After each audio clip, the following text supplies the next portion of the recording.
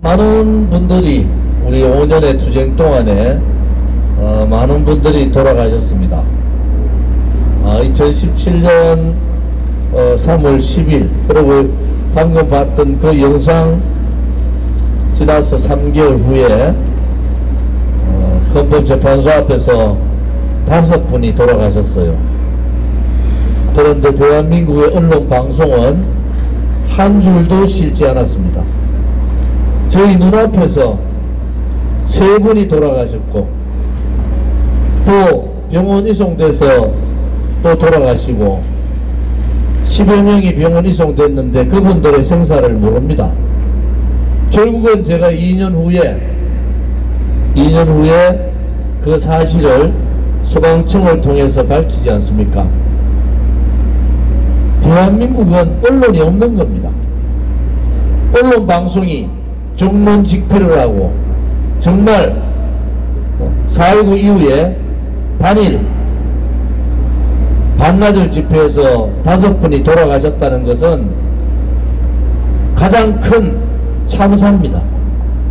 그것도 경찰에 의해서. 대한민국 언론은 죽은 거잖아요. 그날 2017년 3월 10일 지나고 대통령 선거가 끝난 다음에 대한민국은 이제 문재인 좌파 독재 정권으로 간다. 왜? 언론 기능이 무너지고 공권력이 장악되고 좌파 독재의 기능, 장기 집권 업무까지 가지고 있으면은 독재다. 그때 문재인 정권이, 이 문재인 좌파 독재 정권이 80% 지지율을 가질 때 저는 문재인은 대한민국에 태어나서는 안 되는 정권이다. 그렇게 정의를 하고 문재인 정권을 좌파 독재 정권이라고 정의를 했습니다.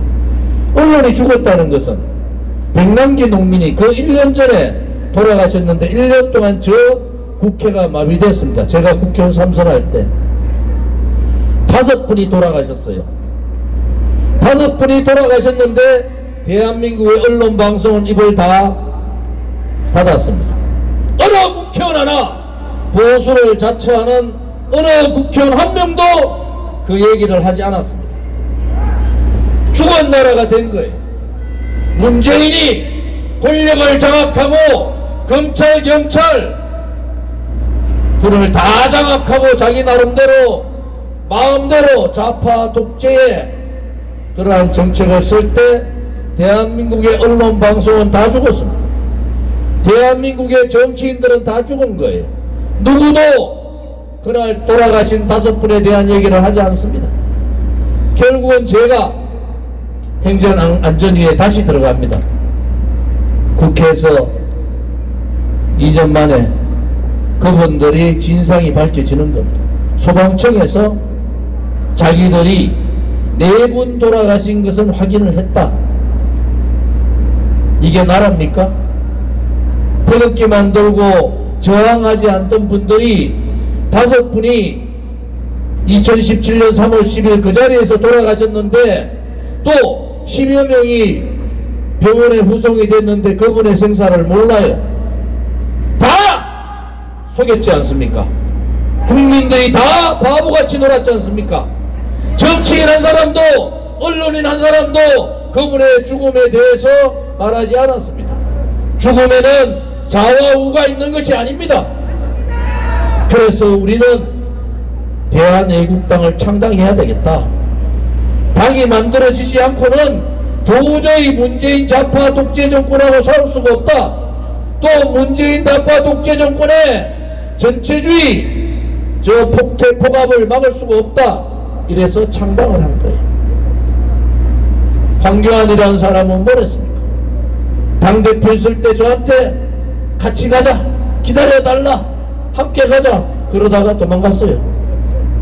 홍준표 박근혜 대통령한테 입에 담을 수 없는 막말을 하고 필요할 때는 박근혜 대통령, 필요 없으면은 춘향인지 알았더니 행단이더라, 이런 쌍말을 하는 잡놈 같은 그런 홍준표가 당을 이끌었어요. 우리 공화당은 그때 그렇습니다. 탄핵 세력, 박근혜 대통령 죄 없다는 것은 다 아는데 김무성과 유승민과 같은 이 탄핵 세력들이 대통령 등 뒤에다가 칼을 꽂았어요. 왜? 자기들하고 생각이 다르다. 이념이 다른 게 아니에요. 박근혜 대통령은 올바른 정치를 하고 제2인자 키우지 않았어요. 그런데 내각제를 통해서 반기문을 통해서 정권을 잡을 수 있다. 그러면서 이 배신적 정치를 한 겁니다. 정확하게 김용태까지 포함해서 63명입니다. 박지원이가 뭐라 합니까? 내가 김무성이 보고 28명을 힘드니까 40명 해라 혹시 모른다. 김무성이가 탄핵의 금메달이고 박주영이 자기는 탄핵의 은메달이다. 이 개새끼들 아닙니까? 그래 놓고 대한민국을 문재인한테 좌파들한테 그것도 붉은 세력들한테 다 넘기고 5년 가까이 굴종하고 무능하게 저항하지 않고 지금 와서 대통령 찍어주십시오. 윤석열이 옆에 권선동이 같은 자들, 정진석이 같은 자들, 이런 자들을 다 포함시켜가지고 대통령 찍어주십시오. 죄 없는 대통령을 등뒤에다가 칼 꽂았으면은 우리가 잘못했다 한마디라도 하고 대통령을 찍어달라 하든 해야 될 거 아닙니까? 그들이 뭘 했습니까? 권선동이가 뭘 했고 김무성이가 뭘 했고 유승민이가 도대체 뭘 했어요? 나라를 다 말아먹었잖아요. 좌파들한테 그냥 갖다 바쳤지 않습니까? 문재인이 41%로 당선됐어요. 절대 탄핵 소추 안 됐으면은 좌파들한테 정권 넘길 이유가 없는 거예요. 그래 놓고 나라가 대한민국의 자유민주주의 체제가 무너지고 역사가 우파의 위대한 우파의 역사에서 좌파 역사로 바뀌고 대한민국의 시장 경제가 망하고 붉은 적폐 세력들이 나라를 다 말아먹었는데도 말 한마디 안 하다가 박근혜 대통령한테 45년 구형을 했는 같은 종류의 윤석열이를 대통령 후보 만들어서 정권 교체해야지 나라가 삽니다. 문재인보다 더 빨간 이재명이 되면 되겠습니까? 정권 교체합시다. 이렇게 또 국민을 속여요. 김종인 영감님이 뭐라 합니까? 민주통합정부 하겠다. 정권 잡으면 뭐합니까? 국민들은 문재인 좌파 독재 정권의 악법, 악행, 악섭, 우리가 말하는 붉은 적폐를 뿌리 뽑으라는 거 아닙니까? 그런데 뿌리 뽑기는 고사하고 민주통합정부, 소위 말해서 민주당하고 손잡고 이혼집정부제, 내각제 가겠다는 세력들 아닙니까? 그러면 나라는 끝나는 거예요. 문재인 좌파 독재 정권의 악법을 못 없애고 악행을 못 막고 대한민국의 위대한 역사를 되찾지 못하고 사회주의 신케인즈 대똥 같은 신케인즈 이뤄가지고 사회주의 경제정책 소득주도 성장 정책을 뒤집지 않으면은 나라는 망합니다. 그들만 살아요. 권선도의 저놈들만 살고 정진석이 저런 놈들만 살고 나라를 팔아먹은 놈들만 사는 겁니다. 국민은 아랑곳 없는 거예요. 국민이 어디 있습니까? 정권교체하면은 바로 여야간에 야합해가지고 마르고 닳도록 국민 속이고 정권 유지하고 권력 유지하고 아들부터 손자까지 내각제 개헌해가지고 마르고 닳도록 국민 속이고 마르고 닳도록 저거 가족을 위하고 서민은 온데간데 없고 대한민국의 끝이 보입니다. 이래도 윤석열로 정권 교체하면 됩니까? 좋은 일은 분명히 말씀드렸어요.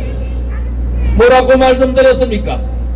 문재인보다 더 새빨간 이재명은 안 된다. 도덕적으로도 안 되고 인간성으로도 안 되고 본인이 생각하고 있는 그 사상적으로도 자유민주주의 대한민국의 대통령 될 자격은 없는 사람이다. 그 다음에 둘러보니까 윤석열이랑 이것들이 표도 받기 전에 여야 야합해가지고 내각제 이혼 집정부제 하겠다. 제 말이 틀렸다고 봅니까?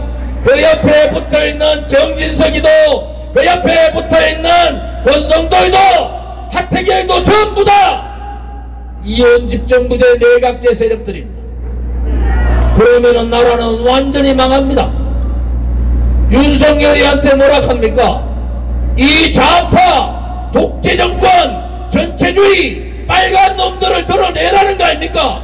붉은 적폐를 다 드러내라고 국민들이 바라는데 뒷구멍에 앉아서 여야 간에 손잡고 민주통합정부나 만들자, 내각제 갑시다.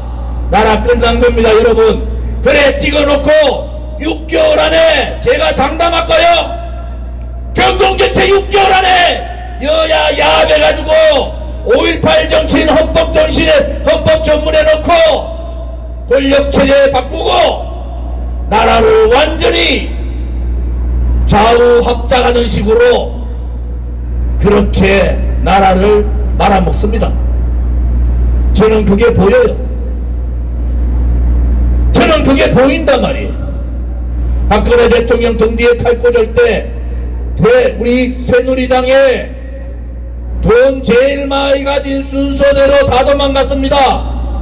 김세의 저거 아버지가 박근혜 대통령한테 우리 아들 좀 잘 봐달라고 했던 그 김세연이, 강석호 돈 가진 순서대로, 국회의원 아버지 가진 순서대로 다 도망갔어요. 그것이 나라를 살리는 겁니까? 그것이 지금 5년 지난 지금 그들이 애국자입니까? 어디 금방지게 유승민이가 대통령 하겠다고 나오고 어디 금방지게 권선동이가 사무총장하고 내가 윤석열의 오른팔이라고. 반기문한테 박근혜 대통령 탄핵 되지도 않고 탄핵 헌법재판소에 가가 있는 그 상황에 반기문한테 찾아가서 내각제 권력 분정합시다. 그런 쓰레기 같은 것들이 윤석열이 겉에 다 있습니다. 여러분들이 모르지만은 저는 새누리당 원내수석을 하고 수석 최고위원을 했던 사람이에요. 당 서열 3위를 했던 사람입니다. 그 인간성 한 놈 한 놈들을 다 알기 때문에 나라가 망했다. 조원진을 무서워합니다. 왜? 저 사람은 목에 칼이 돌아도 올바르게 했단 말이에요. 저하고 국회의원 생활한 사람 중에서 조원진이가 가짜다라고 놀았는지 불의로 놀았는지 돈을 처먹었는지 이명박 정부 때 노동개혁 제가 했어요. 박근혜 대통령 정부 때 공무원 연금개혁 제가 했습니다. 다 도망갔을 때 세월호 특위 간사도 했어요. 골치 아픈 일은 제가 다 했습니다.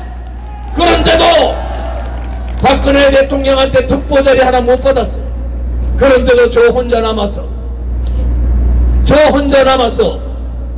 박근혜 대통령은 죄가 없다고, 탄핵은 무효라고, 대한민국의 미래를 위해서 이 쓰레기 같은 정치인들을 몰아내지 않으면은 대한민국은 그렇게 붉은 세력들하고 새로운 붉은 세력, 소위 말하는 신좌파 국민의힘이 손잡고 우파 국민들은 이제 뒷전으로 갑니다.